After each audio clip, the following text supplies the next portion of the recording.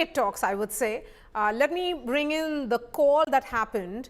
How significant was Donald Trump's personal call to Prime Minister Modi on the occasion of his birthday in advancing bilateral trade talks? Did it signal a shift in United States approach? It certainly didn't hurt. Trump and Modi had a much better relationship in the first term than they do right now. And there are a lot of reasons for that, which I'm sure your viewers are very aware of. Trade is one component of it, but certainly not the only one. I think on the back of that fight, which has included significant escalation of U.S. tariffs against India, and frankly, some pretty tough talk between the two leaders. I think that there's been some effective diplomacy behind the scenes, and the fact that the birthday greetings were exchanged and that Modi's public response was quite favorable, and the readout for the call was anodyne but certainly friendly, implies that both leaders and their very significant egos are seeing it as in their interests in trying to reduce this tension. And from your perspective, what concessions could India consider without undermining its economic sovereignty and regulatory autonomy? Look, the agriculture piece has been the most challenging, and I do think that there can be some compromise there, even though it's politically challenging for Modi at home.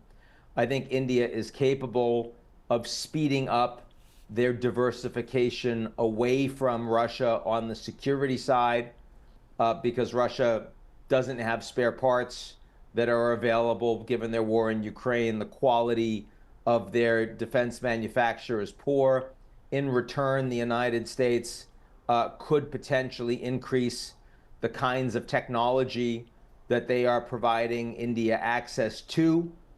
And certainly there can be more joint cooperation in advanced technology between the two countries, especially given the interest of advanced U.S. technology companies, hyperscalers, to do more in India and less in China.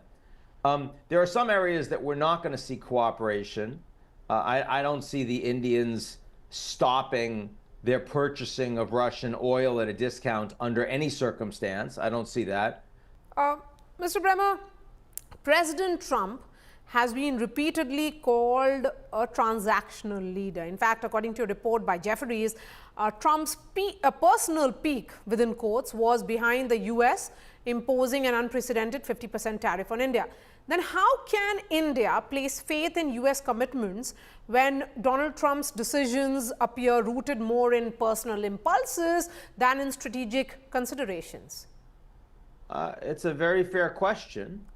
There's a big difference between the fact that the US remains by far the most powerful country in the world and the fact that the United States is a country that increasingly will change its mind in ways that can be very harmful to other countries around the world, even countries it considers its friends, even countries that it's signed agreements with. Just ask the Canadians or the Mexicans, and they're a lot closer to the US than India is. So I think it's a reasonable thing to ask. Brazil has a trade deficit with the United States. The US runs a surplus.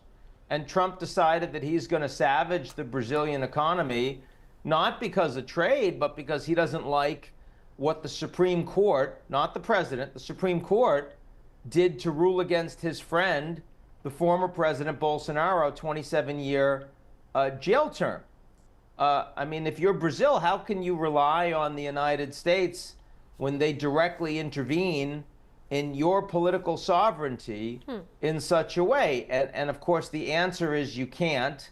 So the Brazilians, as a consequence, are trying with urgency to step up their trade relations with the EU, with EFTA, with Mexico, with Canada, with ASEAN, and with India, right? So, I mean, what applies to Brazil applies to India as well. And Donald Trump is also asking NATO countries to impose 50 to 100% tariffs on China in a bid to put pressure on Russia to end the Ukraine war. And the US president this time, though, has left India out of that message. How do you view then Donald Trump's redirection of his wrath on China while omitting India? Will this pressuring of China really work? No, it's not really intended to be effective. It's performative. Remember, Trump right now is trying to get a deal with China. He's got a phone call with Xi Jinping at the end of this week. He's working to get a summit together. The Chinese hit the Americans back pretty hard, not just on tariffs, but also on critical minerals licensing. And Trump really is worried about that. So, I mean, his decision to call on NATO and the G7 to put tariffs on China is specifically because he knows that they have no intention of doing it. And that allows Trump to shift the blame in his eyes for why he has failed to bring the Ukraine war to a close, despite his efforts with President Putin, including at their meeting in Anchorage. He wants to be able to say, well, look, I tried, but the Europeans are unwilling to take the steps that I said I would take, but they won't do it, so it's not my fault. Remember, it can never be Trump's fault. And how much of the changed scenario has to do with what happened at the SCO summit in Tianjin? You know, there was that famous photo opportunity which happened between Vladimir Putin, Prime Minister Modi, and Xi Jinping. You know, I don't think it was that important. Modi didn't sign on with the SCO countries in supporting Belt and Road. Modi left China before the World War II commemorations and the military parade.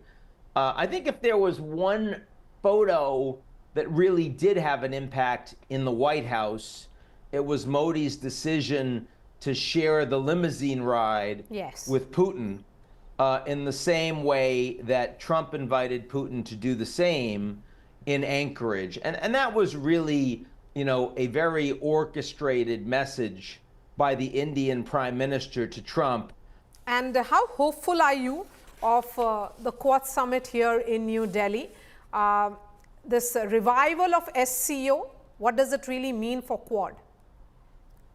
I think that the SCO, it certainly has expanded, but it's not a collective security agreement. It's not an alliance.